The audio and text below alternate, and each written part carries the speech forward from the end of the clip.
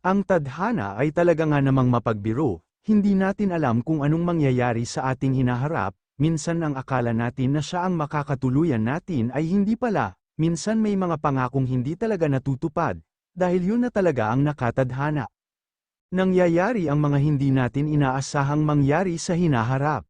Nang ibalita namin ni Steven sa parents namin na nagkabalikan na kami ay talaga namang tuwang-tuwa sina Tita Corazon at Mommy, and of course, Daddy and Tito Arman, talagang makikita sa kanilang mga mukha ang tuwa sa na lamang nagkabalikan na kami ng dati kong best friend na ngayon ay asawa ko na.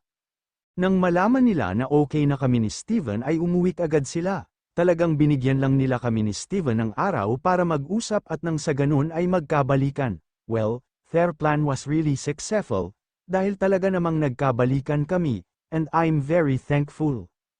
And about naman sa aksidente naming pagkikita ni Steven sa restaurant ay masaya akong malaman na ikakasal na siya. Bilang ex niya ay hangad ko ang kanyang kaligayahan sa piling ng babaeng pakakasalan niya.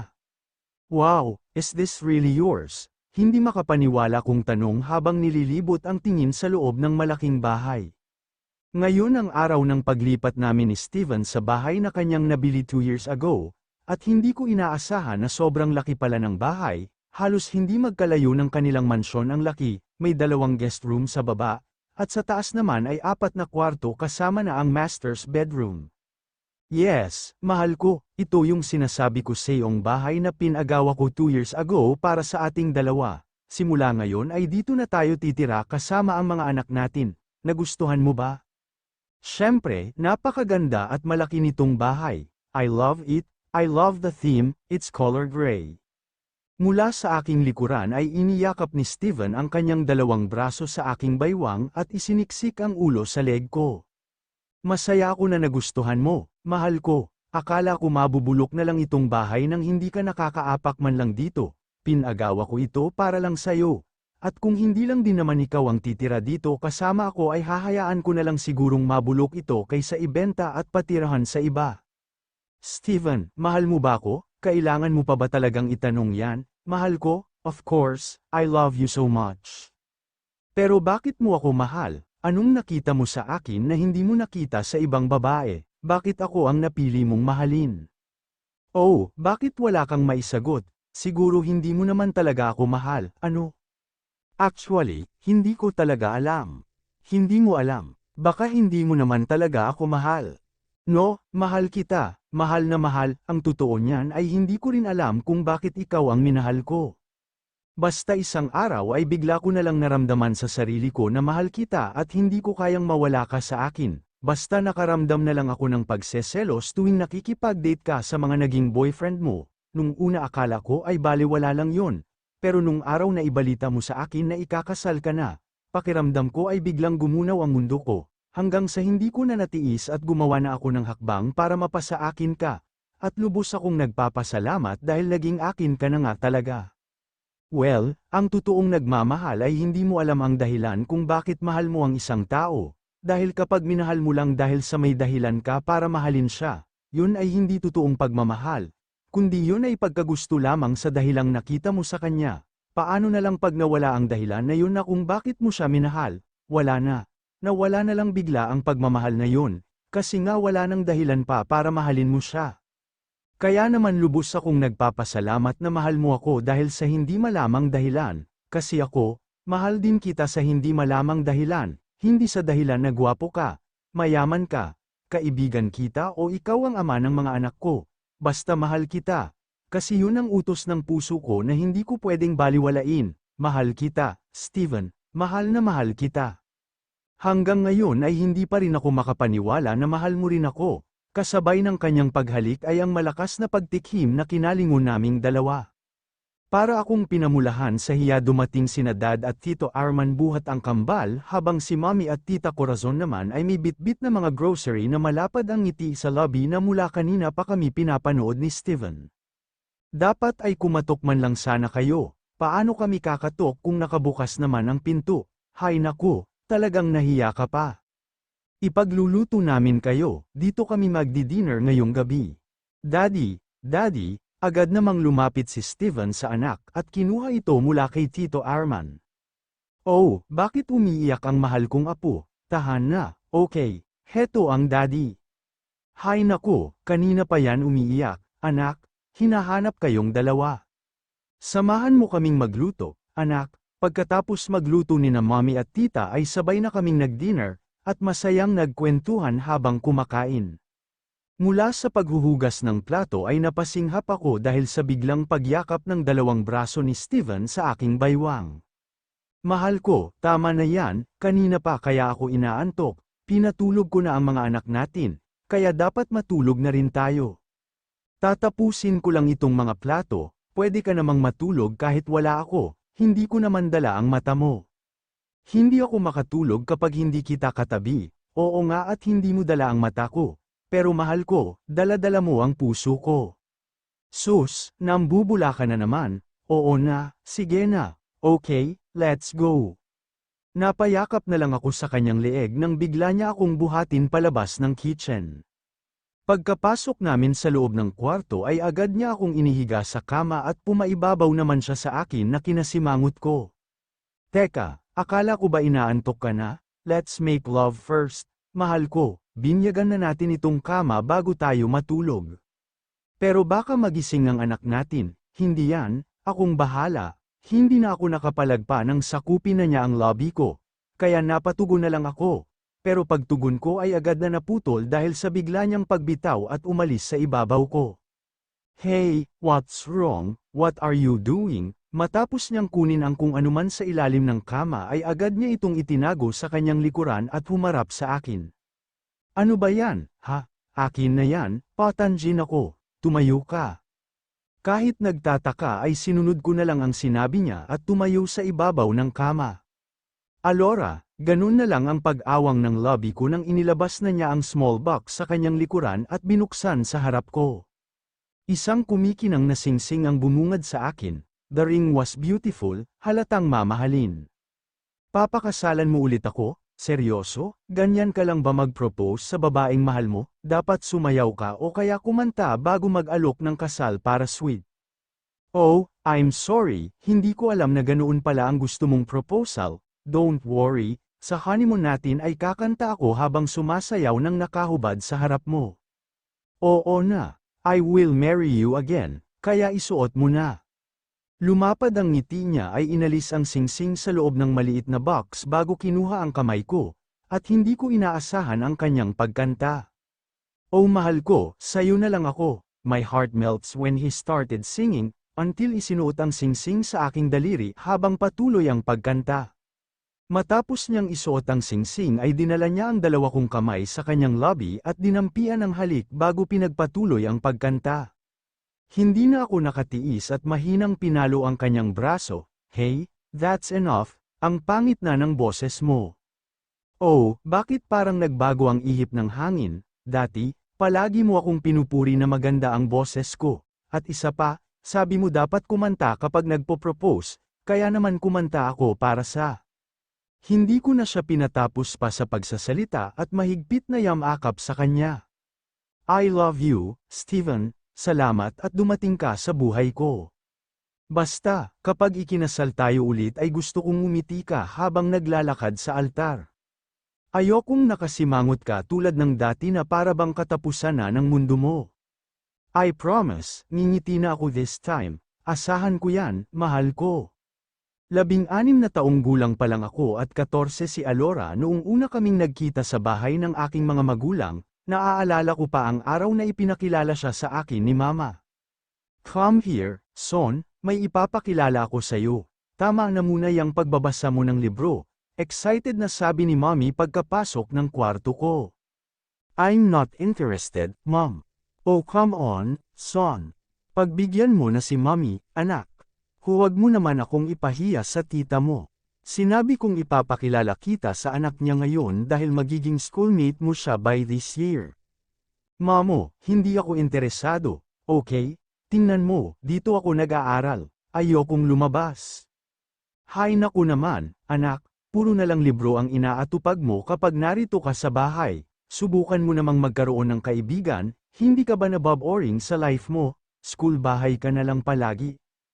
Hindi na ako yumangal pa at nagpatianod na lang sa paghila ni Mommy palabas ng kwarto ko, Alam kong hindi ako titigilan ni Mommy hanggat hindi ako pumapayag sa gusto niya. Maraming mga bisita sa mansyon ng araw na yun na puro mga kakilala ni Dad sa business. Hinila ako ni Mommy palapit sa mesa kung saan may nakaupo na isang dalagita na naka-white dress at tila ba walang pakialam sa paligid dahil hindi man lang ito namalayan ang pag-upo namin ni Mommy at nakafocus lang ng tingin sa hawak na cellphone na tila ba naglalaro. Ang ganda niya, parang Barbie sa suot niya. Alora, hiha, nasaan ang Mommy mo? Nasa labas po ata, tita. Alora, hiha, ito nga pala ang anak kong si Steven. Doon siya pumapasok sa school na papasukan mo. Kaya magiging schoolmate mo siya. Nakangiting pagpapakilala ni Mommy. Hi, my name is Alora, nice to meet you. Her smile makes my heart race for the first time. In my calm heart, she brought butterflies. Son, are you okay? Natulala ka na? I'm Steven. At magmula nung araw na yon ay naging magkaibigan na kaming dalawa ni Alora. Sabay kaming pumapasok ng school at sabay na kumakain sa cafeteria. Nagkahiwalay lang kami nung tumuntong ako ng college dahil nasa high school pa rin siya. Akala ko dati ay baliwala lang yung mga pagbilis ng pintig ng puso ko tuwing nagtatama ang aming mga paningin. Pero nang magkaroon siya ng hindi ko inaasahang boyfriend ay doon ko na-realize na may gusto ako sa kanya. Dahil tuwing nakikita kong magkasama sila ng kanyang boyfriend ay palagi na lang akong kinakain ng selos ko. Pero ang hindi ko inaasahan ay nang ibalita niya sa akin na ikakasal na siya, parang biglang gumuho ang mundo ko sa narinig nung araw na yon, hindi ko na namalayan na napadpad na pala ako sa isang bar, at nagkataon naman na naroon din si Waki, isa sa mga naging classmate ko nung high school. Hey you, anong problema, Steven? Sa pagkakaalam ko ay wala ka namang hilig sa mga ganitong klaseng lugar. Babae ang problema ko, napahalakhak naman si Waki. I see, you really looks miserable right now, Steven, pero lahat naman ng problema ay may solusyon. Sabi nga ng iba, kung hindi mo makuha sa santong dasalan, pues kunin mo sa santong papasan, siguradong mapapasayo yan. I'm not that kind of man, Waki, ikakasal na siya bukas sa lalaking mahal niya, at hindi ko naman pwedeng sirain yun, baka isumpa niya pa ako kapag ginawa ko yun. Hay nako! Kaya pala hindi napasayo kasi pinabayaan mo, dumukot ito sa bulsa at inilahad sa akin ang isang maliit na bote. Heto, hindi ko na rin naman kailangan kaya sayo na lang, ilagay mo sa inumin niya. Kapag nakainom siya nito ay sigurado akong siya na mismo ang lalapit sayo at magmamakaawa na halikan mo siya. Napatitig ako sa palad ni Waki kung saan ang maliit na bote, anong klase ba yan? Drugs ito, bro. At dahil naaawa na ako sa itsura mo ngayon ay ibibigay ko na lang sayo ito ng libre, isipin mo na lang na bayad ko na ito sa mga panlilibre mo sa akin nung nasa high school pa tayo. So, sinasabi mo bang gahasain ko ang babaeng mahal ko para lang mapasa akin siya? That's bullshit, I don't want to be a rapist. Ano ka ba naman, dude, hindi mo naman siya gagahasain o pipilitin, ang gagawin mo lang naman ay maghintay, dahil siya na mismo ang kusang lalapit sayo. Come on, trust me, ikaw din, baka magsisi ka kapag napunta siya sa iba. No, hindi siya pwedeng mapunta sa iba, dapat ay sa akin lang siya. Namalayan ko na lang ang sarili ko na kinuha na mula sa palad ni Waki ang maliit na bote na kinang-isi nito. If you love her, then go, love is selfish daw sabi ng iba, well, that's true, selfish nga ang pag-ibig. Hindi nga ako makapaniwala na pinainom ko ang best friend ko ng drugs na yun ang dahil lang sa pag-ibig. Anong magagawa ko? No choice ako nung araw na yun. Ayaw ko naman siyang mapunta sa iba. Nang makasal kami, akala ko ay magiging masaya na ako, but I was wrong. Paano ako magiging masaya kung sa bawat araw at gabi ay puno ng hinanakit at pagkasuklam ang nakikita ko sa mata ng babaeng mahal ko? Bawat tingin niyang ibinibigay sa akin ay pakiramdam ko parang sinasaksak ang puso ko ng paulit-ulit. Ang sakit pala na ipagpilitan ang sarili sa taong mahal mo na ayaw naman sayo. Pero ang sakit na yun ay tiniis ko, nagpakamanhid ako basta makasama lang siya, kahit na alam kong suklam na siya sa pagmumukha ko. Nung gabing na aksidente siya ay doon ko lang napagtanto sa sarili ko na mali pala ako, na mali pala ang ginawa kong pamimilit sa kanyang pakasalan ako, na mali palang pinagpilitan ko ang sarili ko. I learned so many things in life when that accident happened to her. Napagtanto ko kung ano talaga ang ibig sabihin ng pag-ibig. Ang pag-ibig ay napakahirap abutin, lalo na kapag ang mahal mo ay may mahal ng iba. Sabi nga nila, kung talagang mahal mo ang isang tao ay handa kang gawin ang lahat, mapasaya lang ang taong mahal mo, ganun daw ang totoong pagmamahal. Kaya naman nagparaya ako, I let her go, nasasakal na siya sa sakin, kaya naman kailangan ko na siyang pakawalan. Ayoko nang dahil lang sa sakim kong pagmamahal ay mapahamak siya. Ayokong tuluyan na siyang mawala sa akin, dahil alam kong hindi ko kakayanin. I love her so much, God knows how much I love her. I love her more than myself.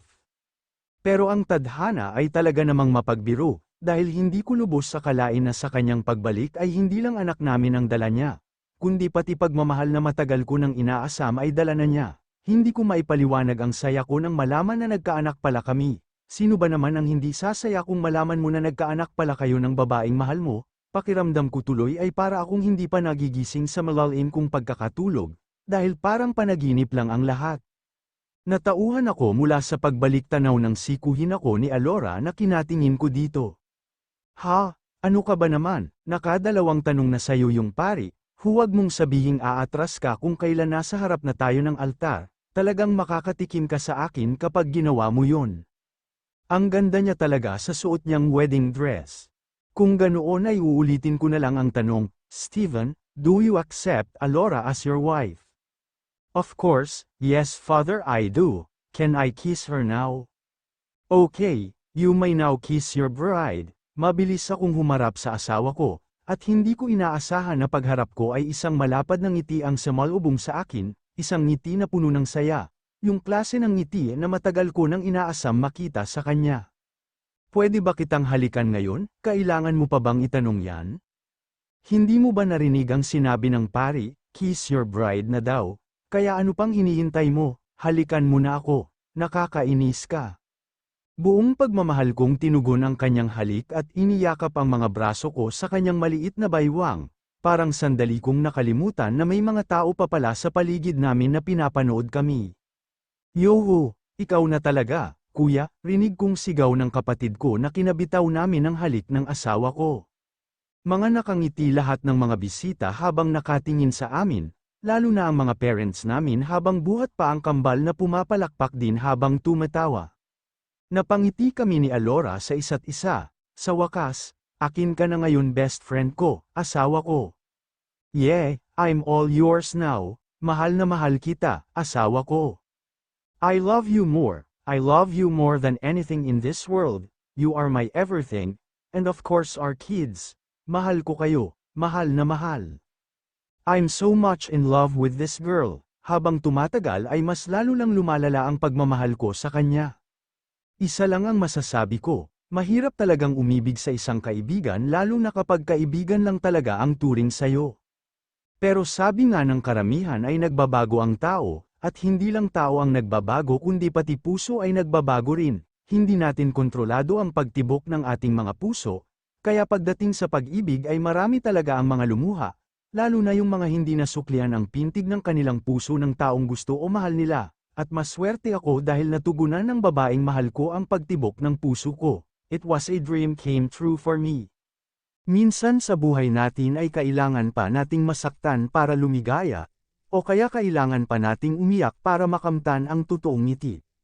Ang sabi kasi ng iba, ang paghihirap daw ay may kapalit na ginhawa, kumbaga ang hirap ay may kapalit na sarap. Kaya kung nasaktan ka man ngayon at umiiyak ay huwag kang mag-alala, malay mo sa susunod na araw ay mapapalitan yan ng tunay na kasiyahan na hindi kayang higaitan ni numan, huwag ka lang susuko.